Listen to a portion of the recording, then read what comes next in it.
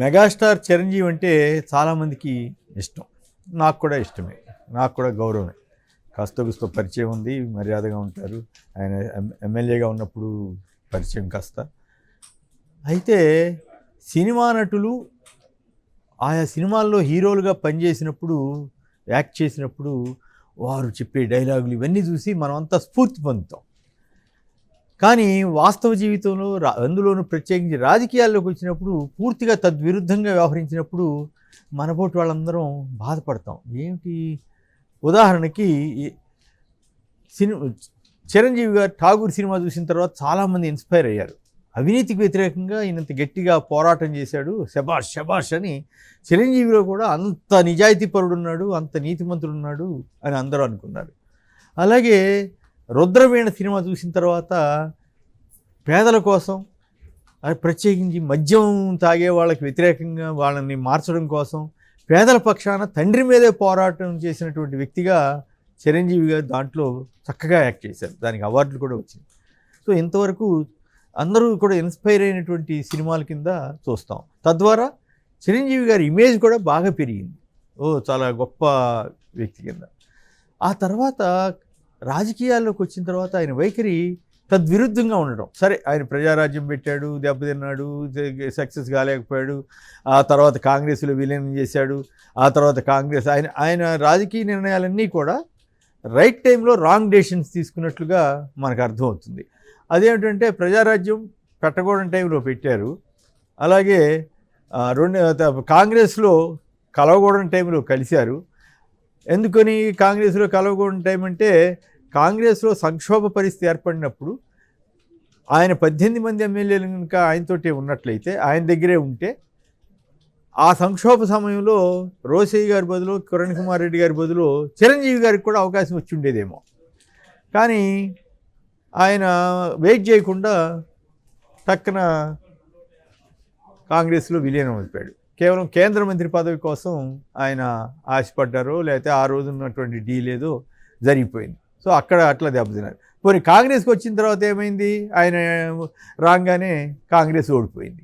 ఓడిపోయిన తర్వాత ఆయన మళ్ళీ విచిత్రం ఏంటంటే, ఇట్లా పార్టీ పరంగా దెబ్బతిన్నారు, అంటే ఆయనకి సరైన నిర్ణయాలు చేయలేదు. ఇంకా వ్యక్తుల పరంగా అశ్విని దత్తు ఇటువంటి వాళ్ళ కొందరికి వ్యక్తులుగా సమర్థించారు, వాళ్ళు ఓడిపోయారు. ఇప్పుడు ఈ పరిస్థితి, ఈ పరిణామాలను నేను ఎందుకు చెప్తున్నానంటే, ఆయన ఒక డెసిషన్ తీసుకునేటప్పుడు దాని పర్యవసనాలు ఎట్లా ఉంటాయి, దానివల్ల ఉపయోగమా లేదా, తనకి వ్యక్తిగతంగా ప్రతిష్ట పెరుగుతుందా తగ్గుతుందా, ఇలాంటివన్నీ చేసి నిర్ణయాలు తీసుకోవాలి.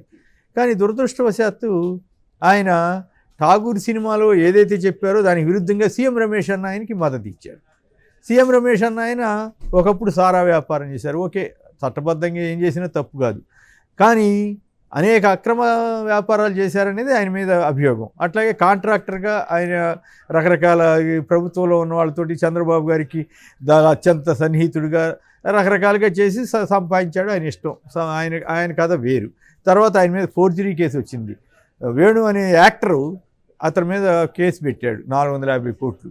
మరి తోటి నటుడు కేసు పెడితే ఆయన్ని సీఎం రమేష్ గారిని పక్కన కూర్చోబెట్టుకుని ఆయనకి మద్దతు ఇవ్వండి, ఆయన బాగా చేస్తాడని చెప్పే పరిస్థితికి చిరంజీవి గారు వెళ్ళటం ఏమైంది, ఆయన స్థాయి ఆకాశం నుంచి భూమి మీద పడిపోయినట్లు అయిపోయింది. భూమి మీద ఉంటే పర్వాలేదు, ఇంకా కిందకి వెళ్ళిపోయినట్లుగా అయిపోయింది. సో అది ఇక్కడ పాయింట్ ఏంటంటే, ఆ రకమైనటువంటి పరిస్థితి తెచ్చుకోవాల్సిన అవసరం లేదు.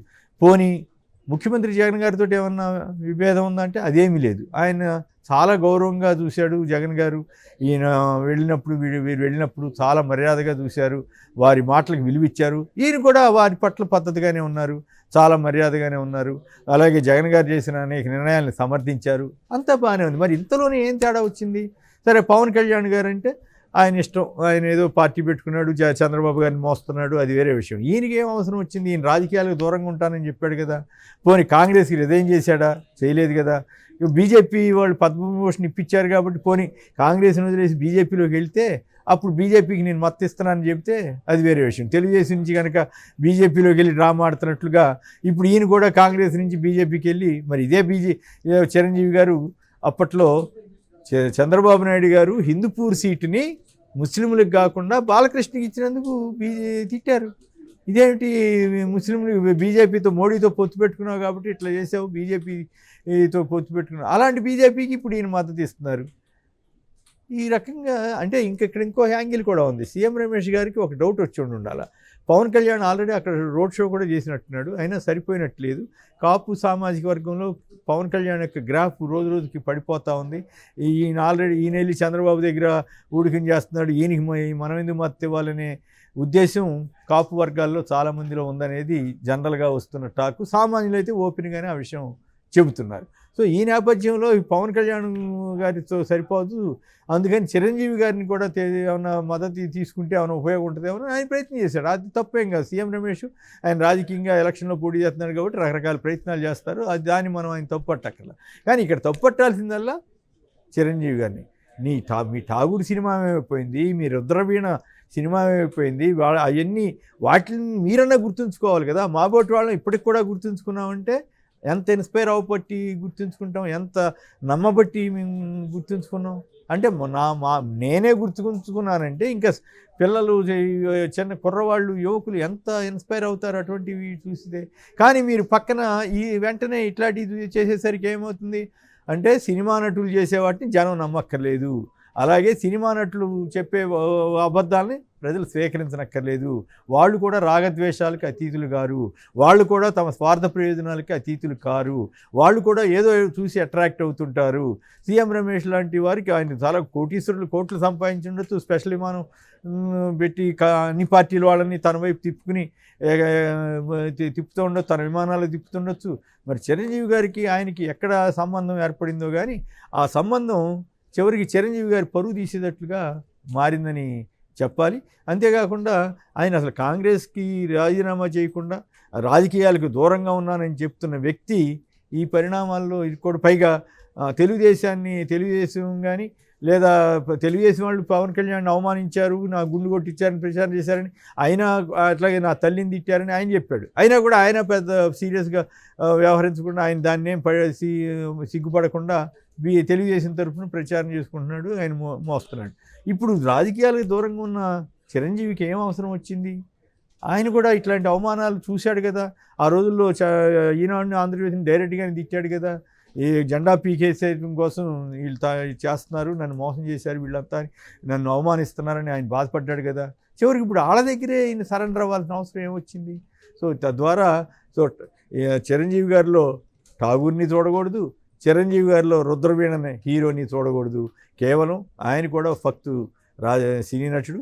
సరే పద్మవిభూషణ్ వచ్చింది కాబట్టి బీజేపీకి వెళ్ళదలిస్తే వెళ్ళండి, తప్పేం కాదు, వాళ్ళు ఇచ్చారు కాబట్టి. కానీ అట్లా కాకుండా ఇట్లాంటి డబుల్ గేమ్ ఆడటం వల్ల చిరంజీవికి ఉన్న ప్రతిష్టని ఆయనే మసకబార్చుకుంటున్నాడు. మరి ఇప్పుడు జరిగిన డ్యామేజ్ జరిగిపోయింది, ఇంకా డ్యామేజ్ అవుతాడా లేక ఇక్కడితోటి ఆగుతాడా అన్నది మనం చూడాలి.